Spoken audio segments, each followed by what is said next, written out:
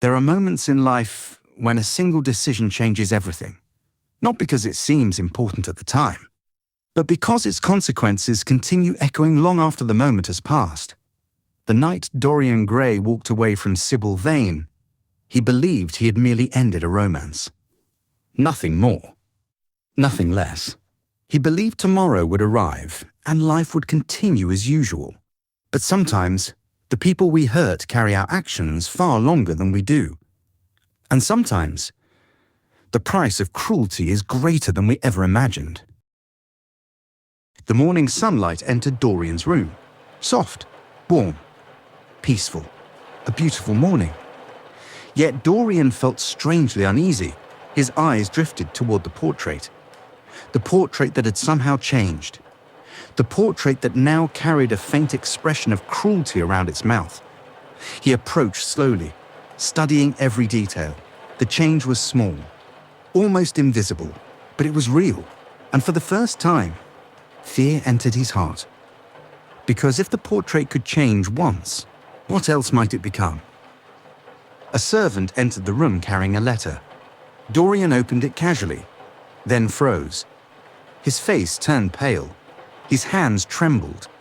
The letter contained terrible news. Sibyl Vane was dead. The young actress, the girl who had loved him completely, had taken her own life. Silence filled the room. The words felt impossible, unreal. Only yesterday she had been alive, laughing, dreaming, believing in the future. And now, she was gone, forever. For several moments, Dorian simply sat alone, trying to understand, trying to feel something, anything. Grief, shock, regret. But emotions refused to come. Only emptiness remained. Then another thought appeared. A horrifying thought. Had he caused this? Had his words pushed her toward despair? Had his cruelty killed her? The possibility felt unbearable. And for the first time, genuine remorse began awakening inside him. Later that day, Lord Henry arrived. Dorian expected sympathy, comfort, understanding. Instead, Lord Henry offered something entirely different. A philosophy, a justification, a poison disguised as wisdom. Lord Henry listened quietly as Dorian described the tragedy. Then he smiled slightly, not cruelly, not coldly, but with the confidence of someone who believed he understood life. "My dear Dorian," he said, "do not allow yourself to become trapped by guilt." Dorian stared at him. Confused, Lord Henry continued. "Sibyl's death was tragic, but it was also beautiful. A dramatic ending worthy of Shakespeare." Dorian could hardly believe what he was hearing. Beautiful. How could death be beautiful? How could suffering be romantic? Yet Lord Henry spoke so calmly, so convincingly.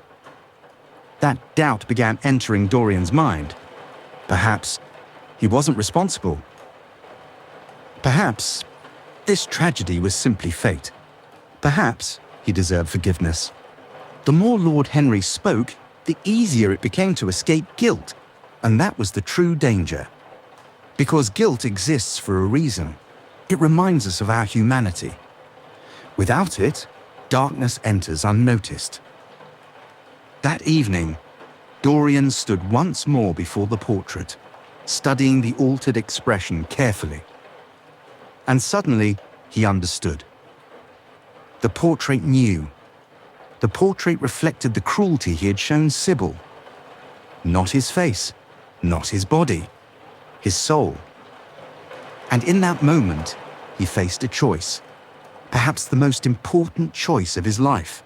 He could repent, change, become a better man, or he could embrace the gift, accept it, use it, exploit it. The decision terrified him. Because if the portrait truly carried the consequences of his actions, then he possessed something extraordinary, something impossible. He could remain young forever, untouched by guilt, untouched by age, untouched by corruption. While the portrait suffered in his place, the temptation felt overwhelming. And temptations become strongest when consequences disappear. Days passed, then weeks.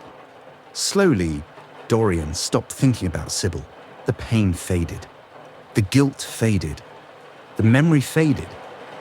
And that frightened him more than anything, because forgetting should have been impossible.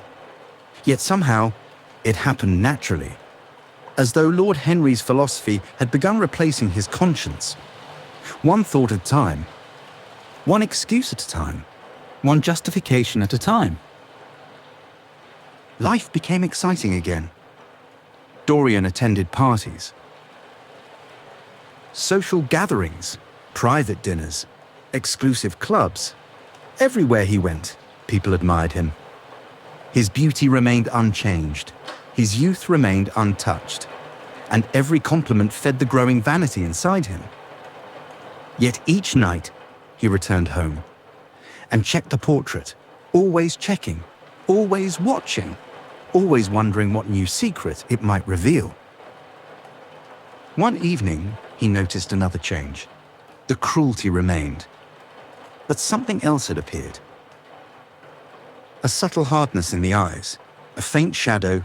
The innocence that once existed was beginning to disappear, not from Dorian himself, from the portrait. And suddenly, the truth became undeniable.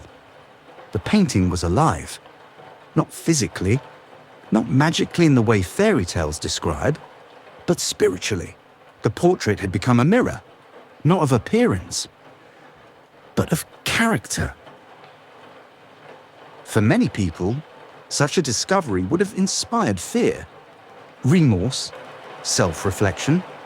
But Dorian felt something different.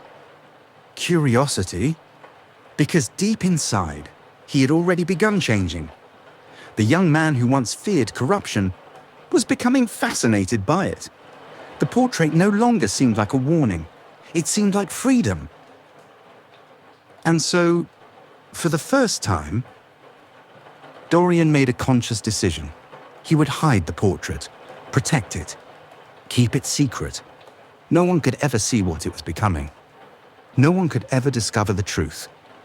Because if society saw the painting, they would see the soul behind the beautiful face. And the soul was no longer innocent.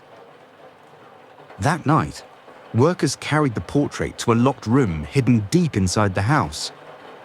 A room no visitor would ever enter. A room no servant would ever clean. A room that would become a prison, not for Dorian, but for his conscience. The door closed. The key turned. And the portrait disappeared into darkness, waiting, watching, growing. Dorian Gray stood alone in the hallway, listening to the silence beyond the locked door. And for the first time, he smiled. Not because he had become happy, but because he believed he had escaped consequences.